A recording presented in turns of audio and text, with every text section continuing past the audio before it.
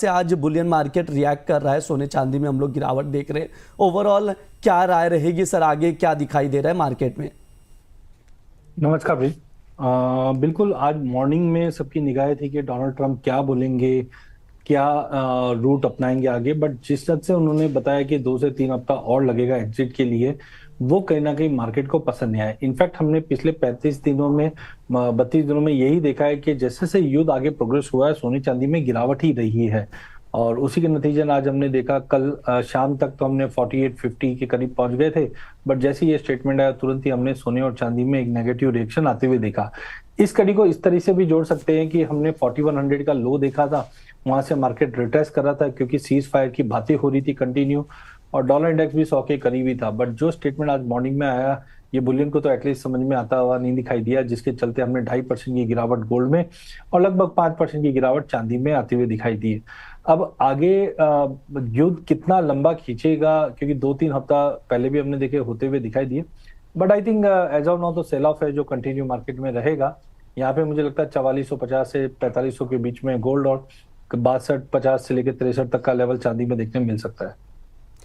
Ajay sir, जो pressure दिखाई दे रहा है चांदी में स्पेशली बात करें तो 4.5% की गिरावट अभी मैं देख पा रहा हूँ।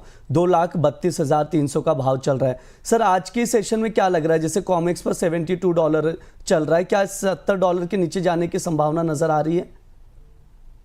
देखिए, प्रेशर है और चांदी का हम वॉल्ट देखें अभी भी बढ़ा हुआ ही है। 70 का लेवल मुझे लगता है टूट जाएगा, बिकॉज फ्राइडे सैटरडे संडे 3 दिन की बड़ी लंबी छुट्टी है, और इवेंट भी है कि 3 दिन में कुछ और अपडेट्स आते हुए दिखाई देंगे, क्योंकि ईरान ने जिस ढंग से आईटी कंपनीज को भी टारगेट करने की बात की है, वो कितना सक्षम रहता है उसके ऊपर है। बट टाइमिंग मुझे लगता है मार्केट में यस $70 टूटता हुआ दिखाई देता है। अमित सर, आपके पास आऊंगा। जिस तरह से ट्रंप ने संबोधन में कहा, सभी लोग इंतजार कर रहे थे कि ट्रंप क्या कुछ बयान देंगे। उसके बाद से हम लोग देख रहे हैं लगातार गिरावट है बुलियन मार्केट में, क्रूड में उछाल देखने को मिल रहा है। सर टेक्निकल चार्ट पे कैसा नजर आ रहा है गोल्ड और सिल्वर, क्या यहाँ से आप और वीकनेस देख रहे हैं? ब्रिज जी, यहाँ पर मैं कुछ बातें रखना चाहूंगा। जैसे जी कि अभी का जो मार्केट है ये प्योरली न्यूज बेस्ड मार्केट है और स्टेटमेंट बेस्ड मार्केट है। जो भी न्यूज खबरें स्टेटमेंट के तौर पे बाहर आती हैं, तो अभी के इस मार्केट में अगर ट्रेड किसी को करना है शॉर्ट टू मीडियम टर्म के लिए, तो उसको पहले से ही कुछ आंकड़ों तक पहुंच के रखना होगा। यानी वो जो भी उसके डिफाइंड आंकड़े होंगे, चाहे वो टेक्निकल बेस पे हो चाहे फंडामेंटल बेस पे हो, तो उस आंकड़ों को रिस्पेक्ट जरूर करना होगा। क्योंकि बाजार कभी भी रिवर्सल आएंगे, कभी भी बाजार में डाउनसाइड ट्रिगर होते हुए हम बाजार को देखेंगे। यानी कि एक दो तरीके के माइंडसेट होंगे। एक तो लॉन्गर टाइम फ्रेम पे, जैसे मैं गोल्ड में कहता हूँ 1,53,100 के ऊपर की स्टेबिलिटी आती है तो बाजार तेजी पकड़ सकता है। तो इस तरह से अपने ट्रेड को डिफेंड करने के लिए, यानी बचाने के लिए रॉन्ग ट्रेड को 1,53,100 के ऊपर हम मंदी रखना पसंद नहीं करेंगे। इस तरह के माइंडसेट को डेवलप करना होगा, उसी के बाद ट्रेड में जम करना है। वरना ट्रेड मत करिए अगर आंकड़ों तक ड्राइव करना नहीं आता है तो। दूसरा, ब्रिज जी, अभी देखिए अप्रैल पे हम खड़े हुए हैं और मई में चांदी की रोल एक्सपायरी है। 1 महीना बचा हुआ है। मुझे लगता है कि 1 महीने तक ये खबरें इसी तरह से चलती रहेंगी। अगर हम इन खबरों के बेस पे ट्रेडिंग करना चाहते हैं तो ये हम अपने आप से सबसे बड़ी गलती कर बैठेंगे। सारी तेजी जो भी बैठी हुई है, ये पिछले वायदे कारोबार से रोल ओवर होकर अप्रैल में आई थी। अप्रैल में भी ये रोल ओवर होने की चांसेस बना रहा है। क्योंकि अगर यहां से बाजार बढ़ जाते हैं तो जितना को भी बाजार ने फोमो के चक्कर में ट्रैप किया हुआ, उन सबको एग्जिट मिलने लग जाएगी। तो मुझे लगता है कि अप्रैल मंथ पूरा खबरों के बेस पे स्पेकुलेटिव रहने वाला है। तो आप जो भी कामकाज करते हैं एग्जिट प्लान जरूर डिफाइन करके रखिए, क्यों नहीं तो आप अभिमन्यु बन के रह जाएंगे। इन भावों में भी चांदी बड़ी अट्रैक्टिव लगती है इन्वेस्टमेंट करने के लिए, लेकिन मान लेते हैं यहां से टूटी भी नहीं और यहां से बढ़ी भी नहीं, तो भी उनको 10,000 रुपए का नुकसान हो जाएगा जो बाय करके बैठे, जिनको रोल ओवर करना पड़ेगा। मेरी तरफ से ब्रिज जी कुछ कॉल्स हैं। जैसे गोल्ड 1,50,350 का भी रेट चल रहा है। अगर कोई बाउंस मिलता है 1,52,100, 1,52,300 के नजदीक, वहां पर सेल करना चाहिए। 1,52,501 के स्टॉप लॉस से 1,51,100, 1,50,600 तक के टारगेट हम वापस से गिरते हुए देख सकते हैं। और आज इवनिंग सेशन में कुछ 6 बजे इकोनॉमिक डेटा भी होगा, तो अगले 7-8 घंटे में मुझे गोल्ड सिल्वर में एक बड़ी रैली और बड़ी मूवमेंट एक्सपेक्टेड है, नॉट रैली।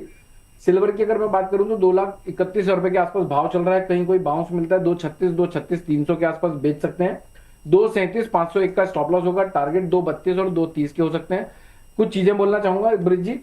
2,36,000 रुपए के ऊपर की स्टेबिलिटी अगर आ जाती है तो बाजार तेजी का मोमेंटम 2,42 तक का पकड़ सकता है। 2,22 के नीचे अगर स्टेबिलिटी आ जाती है सिल्वर की तो बाजार 2 लाख रुपए तक गिरने के लिए रेडी हो सकते हैं। ठीक है, ये सर की राय है। सिल्वर का ट्रेडिंग कॉल स्क्रीन पर है, शॉर्ट करने की सलाह दी जा रही है। 2,36,000 या 2,36,300 पर शॉर्ट करें।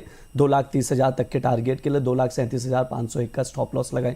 वहीं अगर गोल्ड की बात की जाए तो वहां पर भी सेल ऑन राइज की स्ट्रैटेजी शेयर की जा रही है। ध्यान रहे, स्टॉप लॉस मस्ट है। अजय सर, आपकी तरफ से क्या कुछ ट्रेडिंग कॉल है गोल्ड सिल्वर के लिए? देखिए, मुझे लगता है कि कल तक तो डेफिनेटली हमने बाउंस देखा था, जिस ढंग से हमने एक्सपेक्ट किया था कि 4850 से 4950 तक का एक पुल बैक रहेगा, फिर वापस गिरावट स्टार्ट हो जाएगी। तो मुझे लगता है कि आप बिकवाली करके ही चलना चाहिए, जहाँ पे 1,50,000 का पुट लीजिए, 4800 में 4200 का स्टॉप लॉस लगाइए, 6000 का टारगेट रहेगा। इंटरनेशनल में मुझे लगता है कि प्राइजेस 4450 तक और डोमेस्टिक मार्केट में 1,46,500 तक का लेवल मिलेगा। जो गिरावट है और ज्यादा बढ़ते हुए दिखाई दे रही है। वहीं अगर हम चांदी की भी अगर बात करें तो चांदी ने काफी अच्छा मूव ऊपर दिया था, बट 78 के ऊपर सस्टेन नहीं कर पाया। 70 डेफिनेटली, जैसे आपने कहा है, 70 का लेवल बहुत ही क्रुशियल है। अगर इस बार 70 के नीचे की क्लोजिंग आती है तो और दबाव बढ़ता हुआ दिखाई देगा। बट आज के लिए मुझे लगता है 2,40,000 का पुट लेके चलिए, 14,800 में 13,800 का स्टॉप लॉस रखिए, 17,000 तक का टारगेट रहेगा। गोल्ड सिल्वर रेशियो में भी अब हम देख रहे हैं कहीं ना कहीं बाउंस आता हुआ दिखाई दे रहा है। इसका मतलब है चांदी में जो गिरावट है वो और ज्यादा गहराते हुए दिखाई देगी। चांदी में गिरावट और दिखाई देगी, ये सर की राय है। ऑप्शन की स्ट्रैटेजी शेयर की जा रही है। सिल्वर मिनी 2,40,000 का पुट 14,800 पर लॉन्ग करने की सलाह दी जा रही है। 17,000 तक के टारगेट के लिए 13,800 का स्टॉप लॉस लगाएं। अजय सर, एक खबर आई है, मैं अभी जस्ट देख भी रहा था आपकी ओर से। गोल्ड का भी ऑप्शन का ट्रेडिंग कॉल स्क्रीन पर है, आप लोग नोट डाउन करके चल सकते हैं। Ajay sir, People's Bank of China को लेकर एक खबर आई है कि कैश विड्रॉल किया है फाइनेंशियल सिस्टम से first time in a year. कैसे देखते हैं सर इसे, कोई मेजर इम्पैक्ट?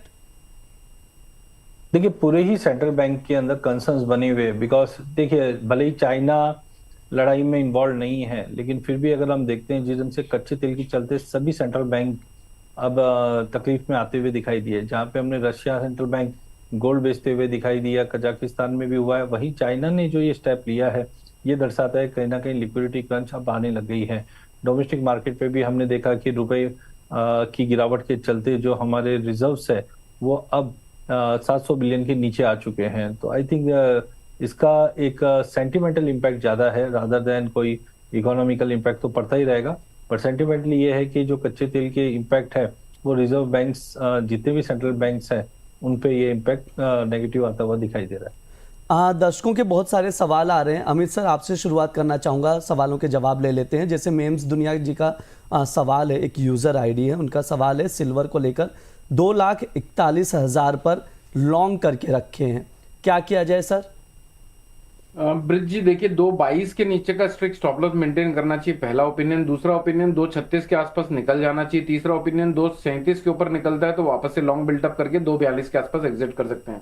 2,41 का बहुत डेंजर लेवल पे इन्होंने बाय किया हुआ है। 2,42 100 के ऊपर निकलता है तो 2,47 तक भी जा सकता है। तो अभी हर पड़ाव पर कहीं ना कहीं कोई एक्शन लेना बहुत जरूरी है। ऐसे ढीठ की तरफ बैठ नहीं सकते इस बाजार में कि मैंने ले लिया अब तो मैं ऊपर ही काटूंगा। 2,22 कट जाता है तो भाई साहब तेजी को वाइंड अप कर दीजिएगा। और जिस तरह से बताया 2,36 के आसपास आप एक बार एग्जिट प्लान कर सकते हैं। 2,37 में वापस से थोड़ा महंगा ले सकते हैं, फिर 2,42 में एग्जिट करके 2,42 के ऊपर 100 के ऊपर निकलता है तो 2,47 तक का रैली को एंजॉय कर सकते हैं। बाकी लेवल टू लेवल ही काम करना होगा। बाजार न्यूज बेस्ड है। और ब्रिज जी, अभी के ऐसे सेंटिमेंट से कल तक हम देख रहे थे कि सीज फायर हो जाएगा।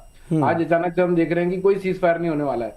अच्छे अच्छे इकोनॉमिस्ट भी हाथ खड़े कर रहे हैं न्यूज बेस की, न्यूज को बेस बनाकर। और उनका भी डिफेंड करने का तरीका एक ही है कि भाई ट्रम्प के मूड का कोई भरोसा नहीं है। तो जब अच्छे अच्छे इकोनॉमिस्ट भी सरेंडर कर रहे हैं तो फिर हम तो ब्रिज यहाँ पर टेक्निकल, फंडामेंटल, साइकोलॉजिकल प्लस अभी इन लोगों के मूड को भी हमें ट्रैक करना होता है। तो पॉइंट मेरा यह है कि खबरों के बेस पे बाजार चलेंगे अभी 1 महीना पूरे, यही उम्मीद है। बायर सेलर दोनों को तड़पाएगा, दोनों को परेशान करेगा।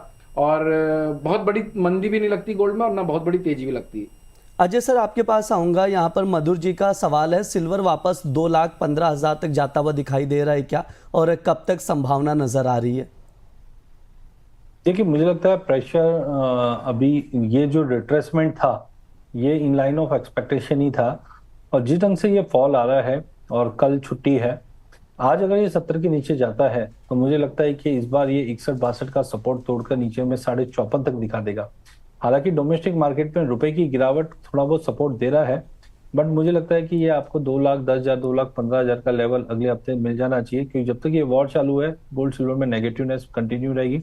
साथ में पहले डर था कि फेड इंटरेस्ट रेट में कटौती कर देगा, बट अब क्लियरिटी आ चुकी है कि यहाँ पे पॉज होता हुआ दिखाई देगा। इनफैक्ट Q4 में, या हम बोल सकते हैं लास्ट दिसंबर में, एक रेट हाइक की पॉसिबिलिटी अब धीरे धीरे बढ़ना चालू हो चुकी है। यूरोप ने भी कंटिन्यू बोल ही दिया कि 2 रेट हाइक हम करेंगे।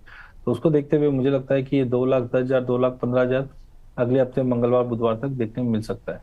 अमित सर, आपके पास आऊँगा। मनीषा जी का सवाल आ रहा है, क्या गोल्ड फिर से यहाँ से 1,38,000 1,40,000 का लेवल दिखाई दे सकता है, और कब तक संभावना नजर आ रही है? और एक दो लोगों का सवाल है, सर क्या वापस से हम लोग गोल्ड $4,300 के आसपास देख पा रहे? ये वीकनेस कहाँ तक दिखाई दे रही है सर, जो आज का गिरावट है? अभी सबसे पहली बात, आज हम गुरुवार में खड़े हुए हैं, आज इवनिंग सेशन में डेटा आएगा। इस वीक की क्लोजिंग अगर 1,50,300 के नीचे की होती है तो हम और गिरावट देख सकते हैं, और वो गिरावट की संभावना है 1,48,600 और 1,47,600 तक। यानी इसके लिए ये रेट देखने के लिए हमें 1,50,300 के नीचे क्लोज होना पड़ेगा। अगर 1,46,300 के नीचे निकलता है तो हम हो सकता है 1,44,000 रुपए तक गिरे।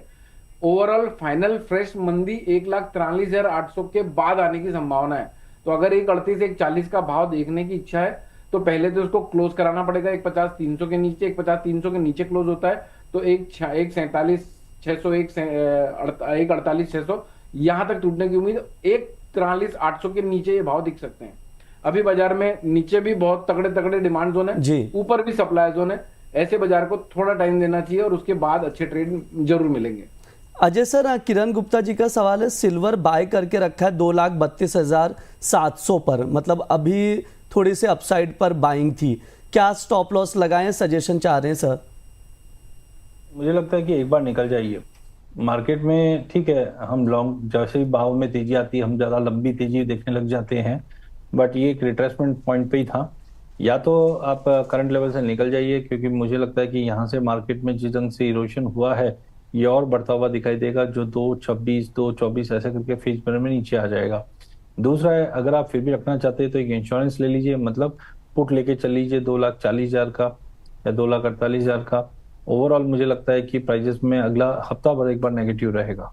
अगला हफ्ता और नेगेटिव रहेगा, ये सर की राय है। यानी लगातार हम लोग वीकनेस देख रहे हैं, आज के सेशन में भी गिरावट दिख रही है, और जिस तरह से तनावपूर्ण स्थिति बनी हुई है, इस बार फंडामेंटल बदल गए हैं। अगर सीज फायर का जैसा लग रहा था कि सीज फायर हो जाएगा तो हमने बढ़त देखी, अब युद्ध कंटिन्यू रहेगा, जैसे ये खबर आई हमने गिरावट देखी।